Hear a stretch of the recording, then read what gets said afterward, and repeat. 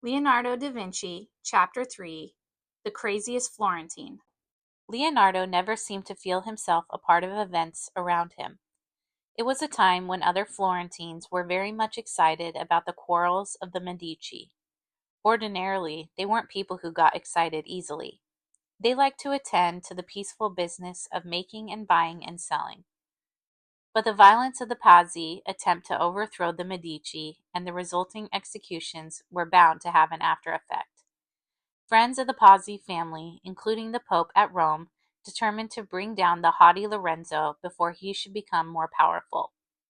They began an intrigue with the King of Naples. He sent out an army to conquer Florence in league with the papal army. Because the citizens of Florence hated and feared war, they were very much worried. Lorenzo engaged a military engineer to prepare a defense of the city.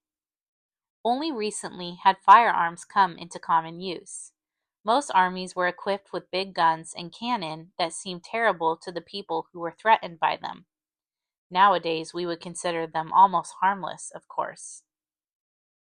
Leonardo was fascinated with such weapons.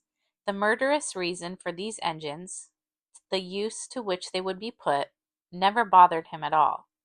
He was interested in them simply because they were so efficient. He made a lot of designs and plans and sketches of gun carriages and the manufacture of the guns themselves. He invented a cannon that had no kick in firing and a machine gun as well. Actually, none of these was ever constructed. At least no historian has ever mentioned them. We know Leonardo wasn't hired by Lorenzo, but that didn't keep him from designing the things. He loved the exercise for its own sake. He loved to use his brain.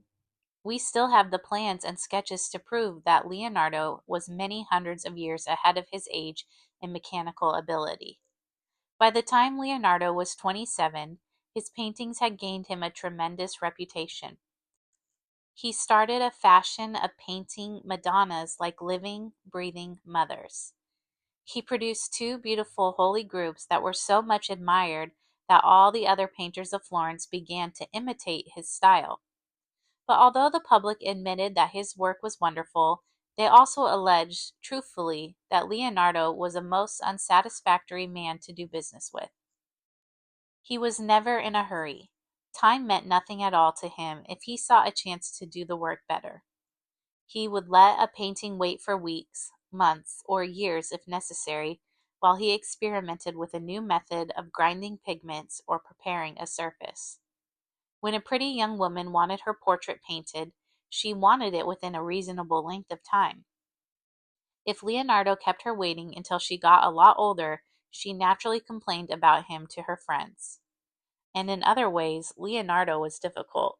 He would accept an advance payment for materials for some job and then take so long over that job that his client lost patience and gave it out again to some other artist. Leonardo couldn't return the money because he had spent it on the materials. This probably explains why so many of his clever inventions weren't carried out in practice. No careful Florentine merchant would trust Leonardo to deliver the goods. For these reasons, Lorenzo de' Medici held off and didn't order things from him. In any case, the war was settled before many mechanical engines were put to the test, no matter who designed them. The papal troops chased the Florentine army almost to the gates of the city. By this time, Leonardo had worked out wonderful engines for the defense of the walls, which of course were never made or used. But after the papal troops had taken one fortress within 8 miles of Florence, they declared a 3-month truce to rest the men. The armies of these Italian states were not raised as ours are, by seeking volunteers or drafting. Princes hired mercenary soldiers to do their fighting. To be a mercenary soldier in Italy was a career like any other. You agreed to fight for your master, and as long as he paid you, you did so. The fighting was not awfully fierce. Mercenary troops did a lot of marching about, and their sieges were pretty easy going. They preferred not to use heavy guns if they could get out of it, because it was hard work carting them around. But little by little, guns became so popular that they had to have them. Sometimes, in the middle of a battle, a mercenary on one side would find himself in combat with some other mercenary who, in the war before, had been fighting next to him as a comrade. In the circumstances, as you can imagine, these engagements did not result in much bloodshed. After a battle, the winning side usually freed the prisoners taken from the losing side, just because they didn't know what else to do with them. Now, in the course of this war against Florence, Lorenzo de' Medici decided that the truce gave him a chance to bring the whole thing to an end. Very courageously, he went to Naples and talked it all over with the King of Naples. As a result, they made a settlement and peace returned to Florence. For the moment, Leonardo found no more stimulation to his talent for designing firearms. Everyone was satisfied, for the people of that day were as terrified of their sort of war as we are of ours today. Peace brought a rush of work for the artists of the city. That is, for everybody but Leonardo. The more celebrated his painting became, the less inclined were people to risk ordering anything from him. We still have several paintings of this phase. Each was carried through far enough to show how marvelous it would have been if it had been completed. Always, before it was finished, Leonardo decided that he was not satisfied, that the groundwork was not good enough, so he would abandon it in order to work harder at his preparations for another picture.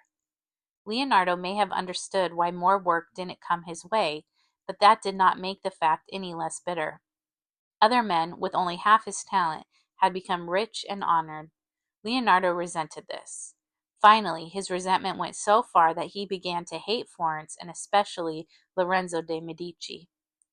For in spite of his famous appreciation of art, Lorenzo had never commissioned Leonardo to do any work for him. Leonardo disliked the famous scholars of Florence, too. Those philosophers who spent hours discussing the processes of the mind and the nature of truth. As an artist, he felt contempt for people who never worked with their hands and used only their minds. He knew how to figure out the way things worked, but he could also make the things to prove his theories. Why shouldn't they? Yet they prospered and he did not. They were appreciated and he was not. In his notebook, he wrote, "They go about puffed up and pompous, in fine raiment and bejeweled, not from the fruits of their own labors, but from those of others. My own labors they refuse to recognize.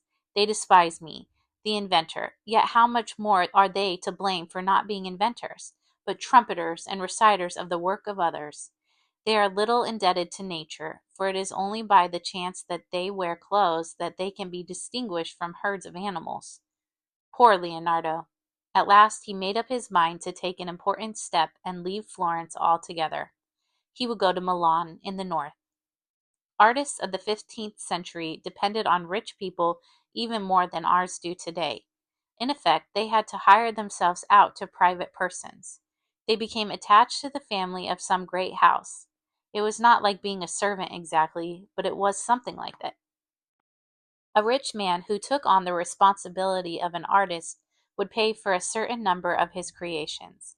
He would try to help him by showing off his work to other rich people. Now and then he might give him a present on the side. Such rich men were called patrons, and the artist who got a generous patron was considered lucky. As we have seen, Leonardo had never yet acquired a useful friend like this. However, when he thought of his great talent, he felt that he should have rated the leading patron in Florence, Lorenzo de' Medici himself. Now that Leonardo had decided to move to Milan, no small decision in those days, he must arrange some contact with a powerful man in the new city. For once he was fortunate, or seemed to be, because he had a letter of introduction and a visit to pay to Lodovico Forza, the ruler of Milan. He was called Lodovico il Moro, or Lodovico the Moor, because his swarthy complexion. Legally speaking, Lodovico wasn't really the ruler. He was only the regent for his young nephew, the Duke, Gian Galeazzo Forza. But Lodovico had every intention of getting rid of Gian Galeazzo someday soon. He was the strong man of the family. Lorenzo de' Medici did not at all mind recommending the painter he had snubbed. Like the rest of Florence, he admired Leonardo's work on the infrequent occasions when he saw any. Just now the artist had succeeded in catching Lorenzo's eye and, for once, winning his approval by the invention of one of those gadgets at which he excelled. It was a new kind of lyre, or lute, made of silver. It was shaped like a horse's skull. The teeth served as pegs for the strings of the lute and were turned for tuning. It was a clever gadget and a true novelty. Lorenzo determined to send it as a present from himself to Lodovico, who was his ally in matters of war. Then Lodovico would see how clever Florentine artists were. So Leonardo left Florence early in 1482 with no regrets and with high hopes of his new venture. Like Florence, Milan was a rich and beautiful city. Also like Florence, a lot of its wealth was based on the textile industry, though the Milanese were famous armorers too. The people of the countryside raised mulberry trees and silkworms, and the city looms fashioned the loveliest of shimmering silks. Milanese silks and woolens were exported far and wide. But there all resemblance between the cities ceased. It was not only a difference in the surrounding landscape. The Tuscan hills were here replaced by the Lombardy plain, but the attitude toward craftsmanship and art was different. Florence was traditionally the home of sculptors, painters, architects, and musicians. Under the encouragement of the Medici, these people grew more famous and prosperous year by year. Leonardo was an exception. As we have seen, this was partly his own fault for being so particular about his work. In Milan, people of his sort were very poorly paid. Besides, the Milanese artists were not so eager as the Florentines, nor so adept, nor so generous and ready to accept ideas from outside. Any craftsman who knew his work, no matter where he came from, was welcomed in Florence. But in Milan, the artists were terribly jealous of outsiders and objected to using them in any way. Often laborers refused to build a palace or a cathedral because it had not been designed by a Milanese, and this even though no Milanese had been found capable of designing the building properly.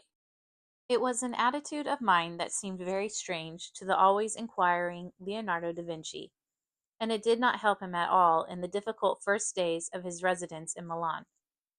Lodovico himself didn't care much for impersonal art.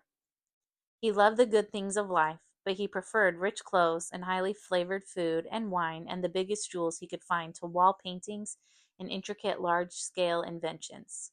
The only pictures he cared for were family portraits. It is typical of Lodovico that the task he thought Leonardo might fulfill was a gigantic conception. He wanted a great statue of his father, Francesco Forza, former ruler of Milan, mounted on horseback. The creation of such an unwieldy monument had already baffled several Milanese. Nevertheless, they opposed Leonardo's name when he was suggested. For this reason, and also because great lords are often dilatory, Lodovico did not tell Leonardo during their first conversation that he wanted the Florentine to go ahead with the job. Instead, he asked what sort of thing the stranger could do well. Thereupon, Leonardo drew up a paper listing his talents and powers. It is an amazing piece of work. It seems too boastful at first glance, but as you study it, you realize that Leonardo was telling what seemed to him to be the truth. At the same time, he was making himself appear to be as useful as possible, trying to sell himself, but with facts he could prove. He illustrated a lot of his propositions, and it is from this paper, as much as anything else, that we can appreciate how very far ahead of every other scientist he was. 1. I have methods of construction of very light and strong bridges, he wrote, which can be transported with the greatest ease, offering the means of pursuing an enemy and also, if necessary, of fleeing from him, and others which are safe and immune from damage from fire or in an engagement, and are at the same time easy to take to pieces and set up again. I also know how to fire and destroy the bridges of the enemy. Leonardo had invented a method of expandable bridges and illustrated it to show the reader. 2. In laying siege to a fortress, I know how to empty the water out of moats and how to construct siege bridges, mantlets, scaling ladders, and other instruments. He added a number of suggestions to make it easier to scale a wall with climbing irons, storming ladders, and roofs on wheels that could protect the attackers. He recommended underground passages in which to place mines under a fortress. Or, he said, if there was a river handy, you could change its course and send it against the enemy. Nobody else had thought of that. He continued with his list. He had invented new light bombards or guns. He invented fire bombs like one that was actually produced and used nearly 400 years later. Leonardo's was never produced. In fact, most of his machinery existed only in diagram, on parchment, or paper. He invented a number of other things that mankind was to discover again long, long years afterwards. Leonardo thought up something like the shrapnel bomb, and a flamethrower, and a hand grenade. He invented a wagon covered with armor, in other words, a tank. He drew a picture of this, as well as a terrible machine with revolving sights meant to cut people to pieces. He thought up a breech-loading gun to take the place of the muzzle loaders everybody used. Fortunately, no one put any of these theories into practice, so the world was spared much horrors for a few more centuries. Leonardo was not bloodthirsty. Nobody could have been less so. It was only that machinery and its uses fascinated him so much that he forgot the ultimate aim of these inventions. He could contribute peaceful ideas too, but he wanted to impress Lodovico with the idea that he was a very good man to have around in case of war, and war was a commonplace hazard in Milan. He discovered the power of steam, though no steam cannons were made after his suggestion. He even thought of a sort of poison gas in powder form. After enumerating all these weapons for killing, he came to his last entry. In time of peace, I think I can give the best of satisfaction, well bearing comparison with anyone else, in architecture, in the designing of buildings, whether public or private, and in the conducting of water from one place to another. I shall carry out sculptures in marble, bronze, and clay, and similarly paintings of every possible kind, to stand comparison with anyone else, be he who he may. It will also be possible to put in hand the bronze horse, which will be an immortal glory and eternal honor to the happy memory of your honored father and of the illustrious house of Forza. And if any of the aforesaid works should appear to any one to be impossible of execution, I am ready at any time to put it to the test in your park or at whatever place shall be convenient to your excellency, to whom I most humbly commend myself. No wonder Lodovico ignored this extraordinary letter. How could he have brought himself to believe even half of it? There wasn't any prophet to tell him that these wonders would indeed be made and used centuries in the future. He probably tossed the thing aside and said to his courtiers that Leonardo da Vinci was the craziest Florentine he had ever encountered, and laughed as he said it.